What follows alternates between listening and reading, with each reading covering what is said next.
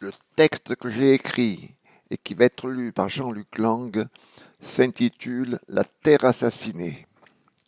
Je l'ai écrit bien avant l'arrivée de la pandémie du Covid-19 et quelque peu modifié au moment de l'enregistrement. En relisant ces lignes, je n'ai pu m'empêcher de penser au prophète Jonas parcourant la ville de Ninive. La grande différence, dans le cas présent, est qu'aujourd'hui, la terre entière se confond avec la ville de Ninive. Je laisse maintenant la parole à Jean-Luc Lang. Regardez les richesses inestimables que le Créateur a mises à notre disposition. C'est la terre entière qui a la charge de nous les offrir, comme une mère offre à ses enfants tout ce qu'il leur faut pour vivre.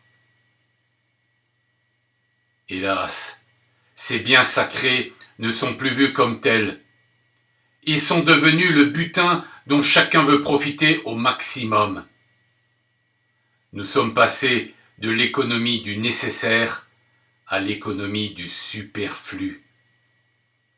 Nos besoins démesurés de consommation nous engagent sur une route bordée d'abîmes insondables. Ces comportements mortifères, aux conséquences imprévisibles, génèrent déjà des catastrophes écologiques et climatiques majeures. L'humanité entière en sera la victime, et les plus pauvres en paieront le plus lourd tribut. Il suffit de constater les dégâts collatéraux provoqués par notre mode de vie.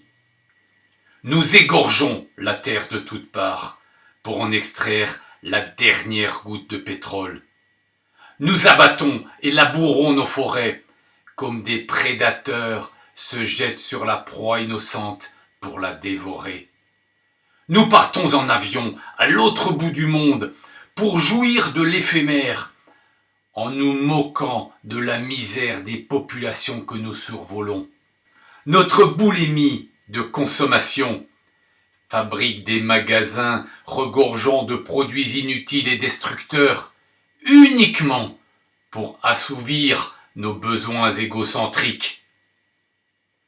Notre boulimie d'exotisme lance sur la mer et dans les airs des bateaux et des avions pour satisfaire des rêves égoïstes qui étouffent la planète et les survivants.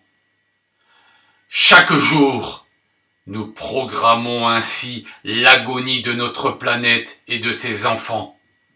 Notre surconsommation est terrifiante. Elle impacte les ressources naturelles et pollue notre environnement.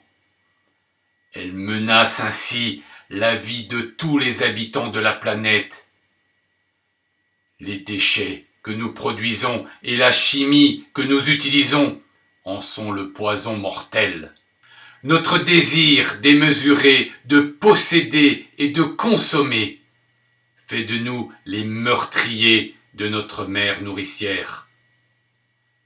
L'orgueil et le matérialisme brisent notre raison et notre égoïsme atteint son paroxysme.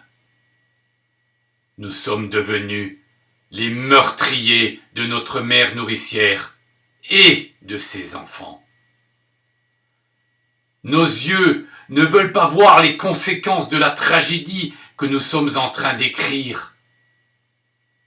Nous ignorons les avertissements qui arrivent de toutes parts et nous continuons toujours notre œuvre dévastatrice. Le soleil nous punit, les forêts brûlent sous un soleil de feu. Malgré cela, nos comportements continuent d'alimenter la fournaise qui menace une partie de l'humanité. La flore et la faune sont anéanties. Les océans perdent toute forme de vie, étouffant poissons et coraux. L'hiver, les montagnes ne sont plus revêtues de leur manteau blanc. Les rivières asséchées deviennent les vestiges d'un monde disparu.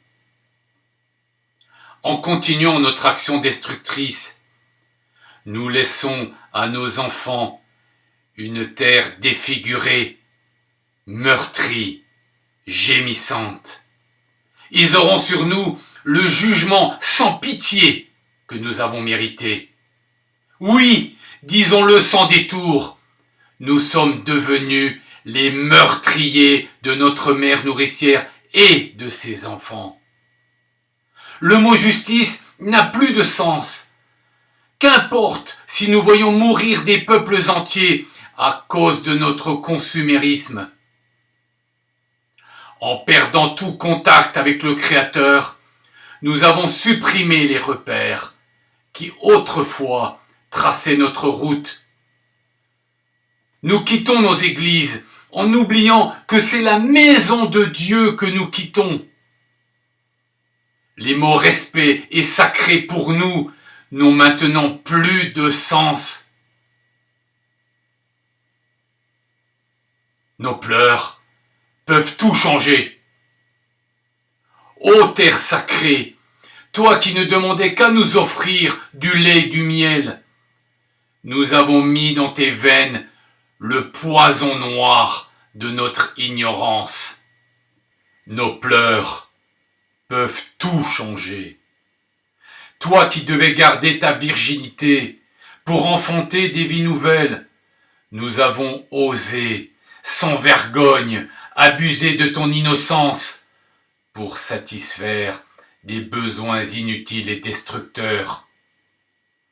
En déchirant ta parure pour souiller tes entrailles, nous commettons la faute qui risque de nous infliger un terrible châtiment. Nos pleurs peuvent tout changer.